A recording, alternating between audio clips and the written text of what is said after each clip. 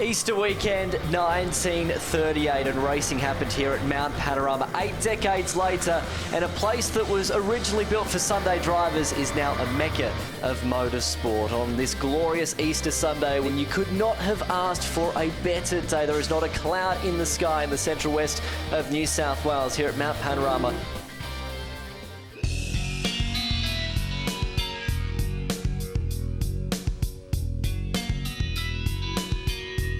Been here a number of times over the years in all sorts of different cars, but it's good to be back here racing my Formula Ford. I've raced really all my life, go-karts from 12, as soon as I turned 12 actually, to about 18, raced a few other cars, sort of late teens, and EH Holden, and a little bit of Formula Ford when I was about 21, moved on to Commodore Cup for a long time, and then I was lucky enough to race in the Australian GT Championship in 2012 and 13, in a Lamborghini and an Audi. And these days we're just having a lot of fun in historic racing in Russell Ingall's old 89 Van Diemen. Well, first race we started 29th, well basically last, after breaking the throttle cable in qualifying. So that was a little bit, not quite where we were expecting, because I was fastest in practice one. So I got from 29th to 9th, started 9th in that one, and got up to 3rd. And so tomorrow start 3rd. I reckon we've got a good chance to have a win if I do a good job.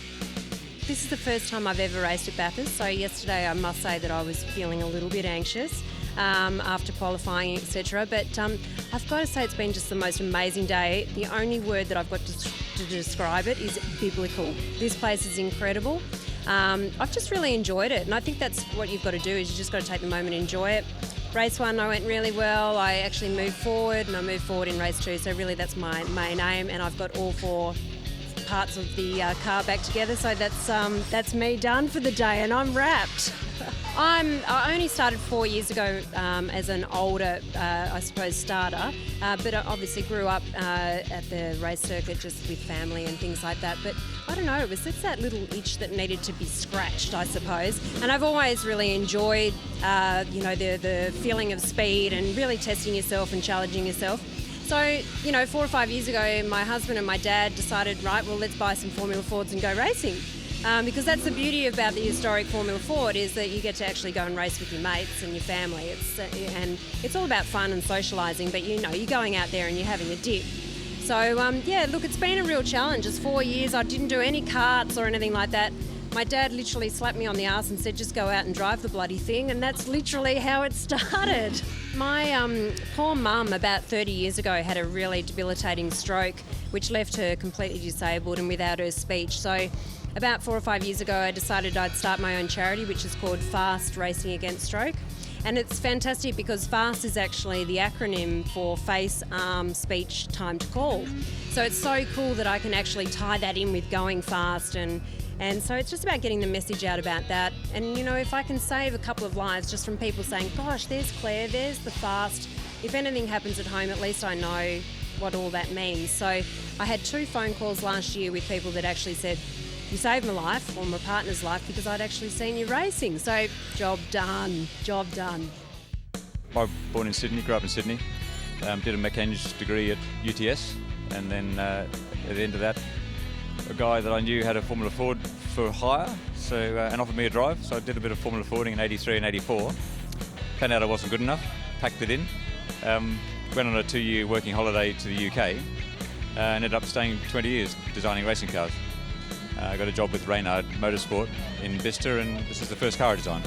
Now, we had a bit of what you might call bad luck with the end of the beginning of the first lap in qualifying. We had a mechanical issue and parked the car in the dirt, so didn't do any of the pre-qualifying thing. And then qualifying was red flag, so I did 2 timed laps. Qualified 12th, that's okay, I was quite happy with that.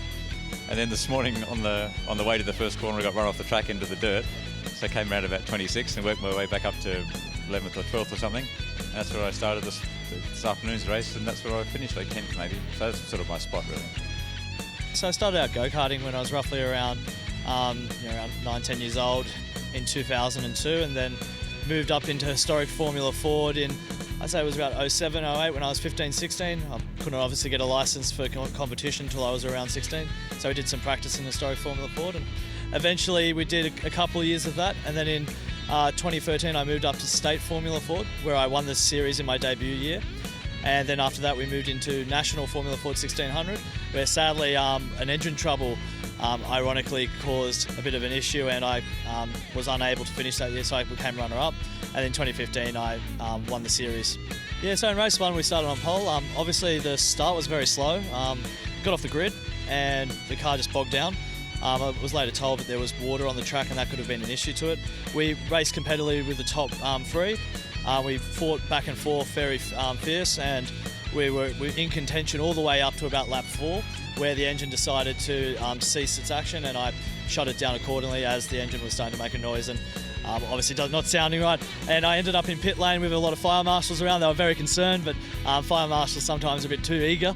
It was just a bit of smoke and mirrors, and after that we pulled it off, and we obviously have some issue with coolant. There seems to be not much water on board, and sadly that doesn't tell the driver much in a historic Formula Ford, because we only go off temperature.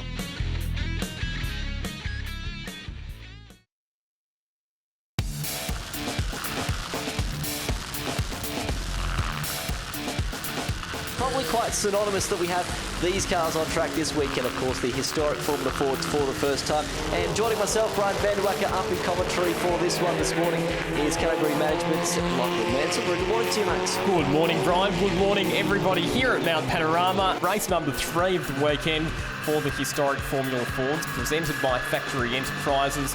Cars from basically when Formula Ford first started in 1969 through to 1989, competed in the historic Formula Ford category. And Oliver White, the UK driver, a former front runner at the Walter Hayes Trophy and a former runner-up in the Mazda Roads Indy Shootout, has been our race winner in both races so far this weekend, driving his Acura Australia Formula Ford, which is owned by the Davison family. He will start on pole position for this, the opening race of the weekend. It's been a cracking contest, Brian, between him and the best Australian driver, Tom Tweedy, in both of the races that we had yesterday. Yeah, they've been absolutely crackers, haven't they, so far this weekend, and we're expecting that tradition to continue. Probably, I suppose, one of the sleepers in the pack, you would say, this weekend has been Andrew McGuinness, because he has charged through the field. Didn't have a great qualifying first up on Friday afternoon, but since then he has been mighty.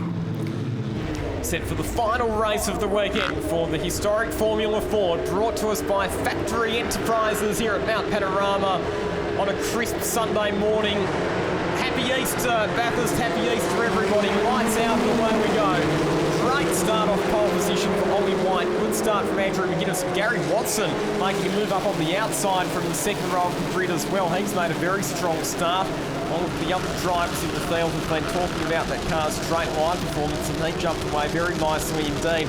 And already you can see them shuffling left and right as they make the climb up Mountain Straight, looking to try and get an advantage from the toe, from the slipstream, from the hole being punched in the air by the car in front. But it will be Ollie White who will lead them into Griffin's Bend for the first time. Gary Watson has been the big beneficiary off the start, moving from position 4 up to position 2. And Tom Tweedy back there into position number 3. Great start, wasn't it, from White? He'll lead them through the cutting here for the first time. It's a very dicey point of the track there, of course, at the cutting. Over our 8 decades, we've seen some incredible moments there. Of course, 1980, the Rock for Nick Johnson, which took him out of that event. Then most notably in 2005, where we had that incredible stoush between Marcus Ambrose and Greg Murphy across the top of Mount Panorama for the first time today. And it's great to see this single file formation right now between our top 4 as they come over the rise into McPhilby Park. That's a dicey point of the track. You've got to be careful how you go about the moves there. That was Tom Tweedy looking down the inside of Gary Watson as they headed into McPhilby Park. He thought better of it and backed out of it just as well. The last thing you want is these cars to be blocking wheels, particularly these older historic Formula Fords, many of which have a lot of heritage. We saw Tim Berryman at the cutting trying to make a move down on the inside of I think it might have been the Andrew McGuinness car, and he just checked up on the exit as well and fell back into the clutches of the car behind. Out of Forest Elmo they come for the first time, and Conrod Straight all weekend in Formula Ford has been slipstreaming central, but one driver who doesn't have to worry about being slipstreamed is our race leader Ollie White, because he already has a commanding margin over the rest of the field. Gary Watson is going to be relegated back a couple of spots though, because Tom Tweedy goes past, and Richard Davison wheel to wheel through the kick, makes the bravest move up the inside and moves up into second spot. That takes a lot of guts and determination to get the job done there. A little bit of contact further back in the pack, unfortunately, too. They're going off through the grass at the chase. A couple of people being a little bit risky on this opening lap. Of course, it's that risk versus reward factor. But how's the opening lap here from Oliver White? He is checked out, and Gone, he is gone. And that incident we saw there at the chase, that was Andy Nethercote running off the road. I think he was involved in a battle there with Mount Panorama and had to run wide to avoid contact between the cars. Andrew McGuinness now lines up for a shot at that very well-driven Group FA car of Gary Watson, and he's got Tim Berryman in behind him as well. Gary Watson's car maybe not performing as well as it did yesterday because he doesn't quite seem to have the straight line speed that he had. Here's a replay of what happened in the chase. So by this stage, Richard Davison had already moved up to second, but watch at the back of the shot.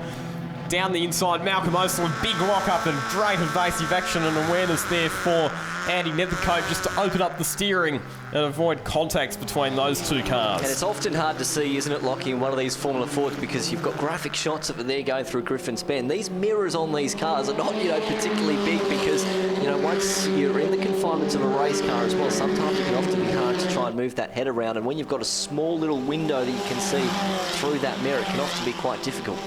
All of the English Formula Ford fans back in the UK were gloating on social media last night about the fact that it is 2-0 to England. Yesterday it was Tom Tweedy who's the best of the Aussies, but this morning it is Richard Davison who's taking the challenge up to Oliver White at the front of the field. We'll look at this battle a bit further back in the pack. That's Johnny Gregg. He's the best of the Class FB runners, so that's the 1978 through to 1983 Formula Fords.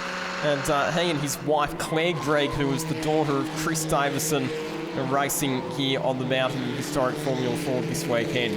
Whilst we've got, I suppose, a moment here, let's talk about the classes and how that is broken down, particularly when looking at the decades and the years of these cars as well. So Formula Ford first came to Australia in 1969. The Class FA cars, which are the oldest cars in the field, 1969 through to 1978. Class FB, 1978 to 1983, and then Class FC, which are the newer cars in the field, 1984 through to 1989.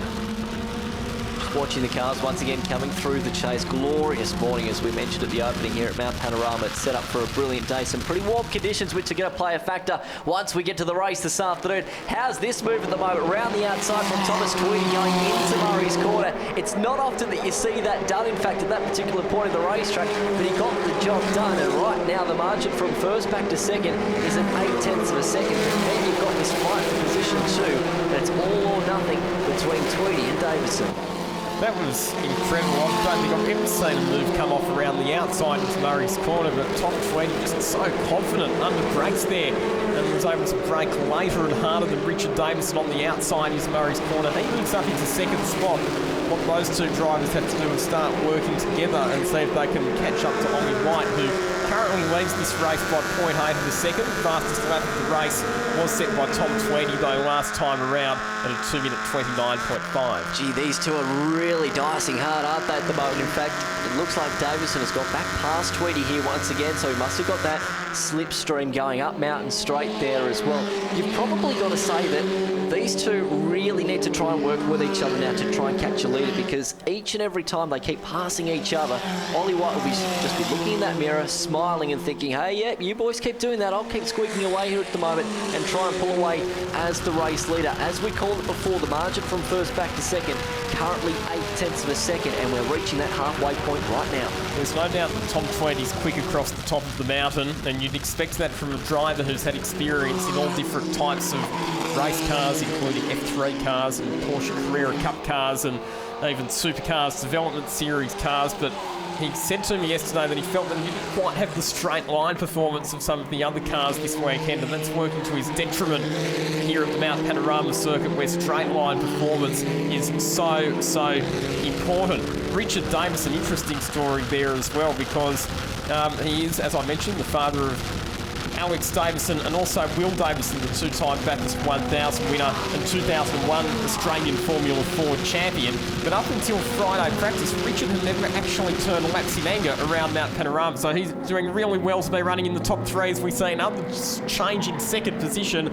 Tom Tweedy back down the inside of Richard Davison and goes late under brakes into the chase, runs a bit wide on the exit, and now it'll be Tweedy who'll have to be on the defensive into Murray's corner as Davison goes to the outside this time. This is a cracking battle, isn't it? So Tweedy holds the inside line going down into Murray. He's going to be a little bit lacklustre on the exit. He just runs a little bit wide, almost over the exit ripple strip. It might be half a chance here for Davison to get the job done. Maybe not at Hell Corner, but by the time they reach Griffin's Bend here, this is a belter to start off day 3 action of the Hi-Tec Oils Bathurst 6 Hour. Hope you're enjoying the action, of course. Join the conversation, hashtag B6HR this weekend. Here's this moment once again for Tweedy. Just runs it a little bit deep. Davidson sitting in behind. He missed the apex completely there, didn't he, Tom Tweedy? And was very lucky to pull that up a bit further back in the pack. This is the contest for 10th, 11th and 12th position. So you've got Henrik Thomas Kerscher, who was a retirement with mechanical problems yesterday. He's come through from the back today running inside the top 10, the New Zealand driver. So that's a good performance for him.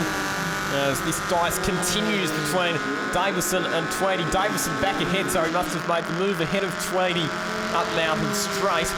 But while these two are battling, they're not working together. They're slowing each other down, and that has allowed Oliver White to skip away to the tune of 1.9 seconds in the lead of this motor race. Already a very good morning to Declan Brennan, who's joining us. He goes, how insane is this pack at the moment? You're quite right there, Declan. It is an incredible battle right now. So if you're enjoying the action, like I mentioned, join the conversation throughout the portion of today. B6, hashtag B6HR, of course, as we watch this battle between Davidson and Tweedy right now, coming back down the hill. It's going to be 2.5 laps to go this time, by as they drop it into the dipper.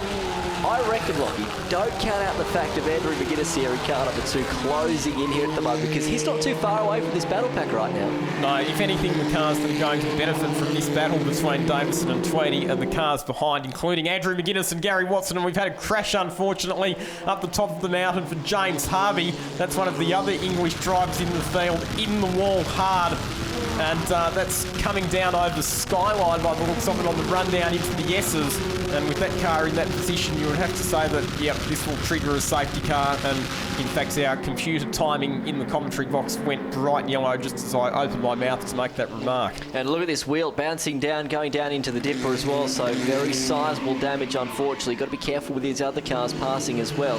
And it will come to a halt there at the dipper. So that's quite a sizable shunt there, and obviously possibly the car may be getting over that exit ripple strip. That tends to be the, I suppose, the action of that crash over there. You sometimes get it wide going over McPhillamy Park, drop it on the right hand side of the curb there, and then unfortunately the car sometimes tracks back onto that inside wall. So with 2 more laps to go, don't want to play devil's advocate, but this may well finish under safety car here. Yeah, I've got a very unfortunate feeling, Brian, that you might be right in regards to that. And that's an interesting position to crash, because normally up the top of the mountain there, if you get a bit wide at McPhillamy Park, you end up in the...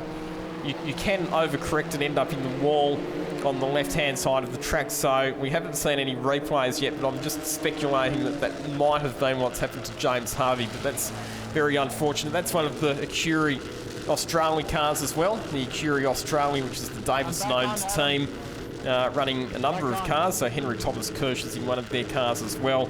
Obviously Oliver White, our race leader, and Richard Davison. And also Malcolm Ostel is having his car prepared by that outfit as well. Now, I know you raised the point yesterday, I think, of obviously when we talk about historic racing, when does, sort of the next breed of cars come into the category? And I think you mentioned FD yesterday as to when that might possibly roll out. Yeah, I'm not sure exactly when that'll happen, but I know that there have been some, I suppose, fairly casual preliminary discussions from the powers that be within historic Formula 4 racing, because at some point there is going to have to be the next generation of cars allowed to run historically, because you've got early 1990s Formula Fords that are no longer competitive in state or national Formula Ford competition, but at the same time they're not yet eligible for historic racing. So there's going to become a time when they have to be allowed in. The problem is that then renders the cars that are currently running at the front of the field in historic Formula Ford no longer competitive outright. So as you can imagine, people who own FC cars are resisting any newer cars coming in because they know that their cars will no longer be competitive in terms of outright performance. Yeah, that's exactly right. And give us a bit of a breakdown, obviously, here this weekend at Mount Panorama as part of the hi-tec Oils Bathurst 6 Hour. But where else do we genuinely often see these race cars compete at? So here we go. Here's a replay. We'll come back to that point because here's a replay of the end of the incident involving James Harvey. And there were no other cars in the shot, so you'd have to suggest that he's done it on his own. And we only sort of caught the tail end, didn't we? So I'm thinking that, yeah, if you look at that shot there, maybe he's just got a bit wide out onto the exit ripple strip there on the right-hand side, overcorrected and ended up in the wall on the left. The old witness marks, we like to call it, unfortunately, by the looks, just getting it wrong and finding that inside wall there on driver's left, going over the top of Mount Panorama. Good evasive work there by our volunteer officials and marshals there. Of course, that wheel was parting company with that race car and also nearly found them actually up there on top of Mount Panorama. Probably a good opportunity as well for those here at the circuit this weekend to thank our wonderful officials, volunteers and marshals who have been out in amongst the heat so far all of this weekend. Of course, with all racing across the world, we simply wouldn't be able to enjoy the sport that we do, certainly love at the moment, without their amazing help. So we do thank, of course, our marshals this weekend, and of course they will certainly be busy people once we get towards the Bathurst 6 Hour a little bit later on this afternoon. So cars rolling back down Conrod Straight here, and I don't think we'll get a resumption of play this time by, which means we'll start the final lap under the control of our Toyota 86 hi-tec Oils pace car. What a shame. So just coming back to your earlier question about where else we see these cars running. So here in New South Wales, they run as part of the HSRCA series. That's the Historic Sports and Racing Car Association. So that takes them to Wakefield Park. In fact, they have a round at Wakefield Park next weekend, and also Sydney Motorsport Park. And then in Victoria, we see them running at some of the big historic race meetings down there, including historic Phillip Island, where they had a big field of cars. Historic Winton, which is run on the short track at Winton. The Winton Festival of Speed, which is run on the long track at Winton.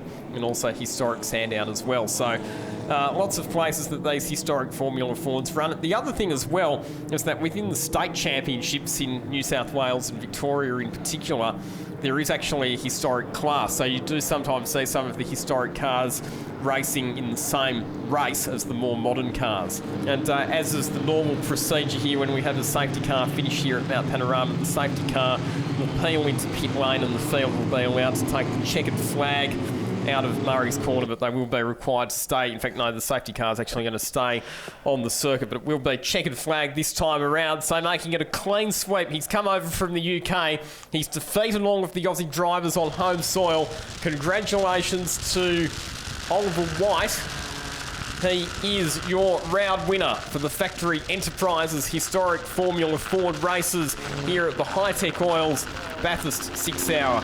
Richard Davison finishes up in second position. Tom Tweedy in third place. Tweedy will take second for the round based on his results from yesterday's races. Richard Davison gets a podium in his Mount Panorama debut, so that's a fantastic story there as well. Andrew McGuinness in fourth position. Gary Watson, the best of the class FA cars, finishing in fifth position, and Berryman, Steve Willing, Andy Nethercote, Henrik Thomas Kershaw, a great drive from the rear of the field up into ninth spot. Malcolm Osler rounding out the top 10, and incidentally Johnny Gregg in position number 11 will win Class FB with a clean sweep of race victories in that class. So all three of our class winners this weekend taking clean sweeps in the three races. It has, yeah. I came here with limited expectations, as the track's so tricky to drive.